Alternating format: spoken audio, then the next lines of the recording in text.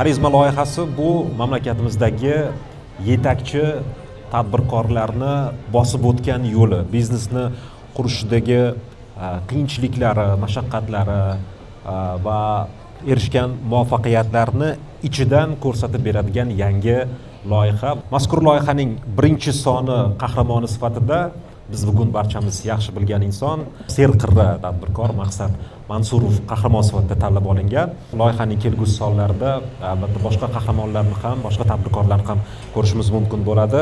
Ma'lumot o'rnida Xarizma loyihasining asoschisi do'stimiz Islomjon va aynan ularni mehnatlari evaziga mana shu loyiha bugungi kunda boshlandi. Ayni daqiqalarda ijozatingiz bilan tadbirkor akamiz Maqsad Mansurovni mikrofon qarshisiga taklif etsak.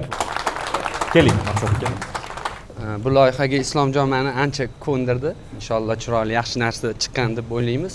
Lekin bularni pocherki, bularni podachasi, o'sha video otganda ham kino oluvchilar, даже kinograf deydimi, yo nima deydi, kinematograf deydimi, shunaqa insonlar bilan olindi. Inshaalloh Islomjonni qilgan mehnatini ko'rib baho berasizlar.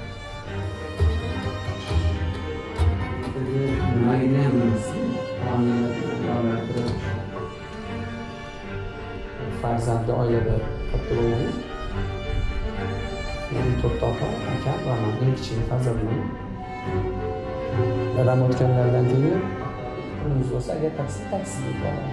Uyga borgandan keyin menejer operatorlash bo'lib, shakllantirish, ish yo'lga qo'yish va qonunni bugun xodimga ishongan taqdirda baribir nazoratini qilish, nazoratini muhim topshiriq, muhim ishni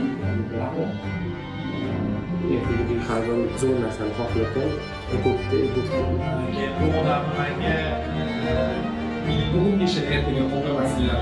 Andisha yo'q. Ishxonada andisha degan narsa yo'q. Bu ko'p zavq bermasa kerak degan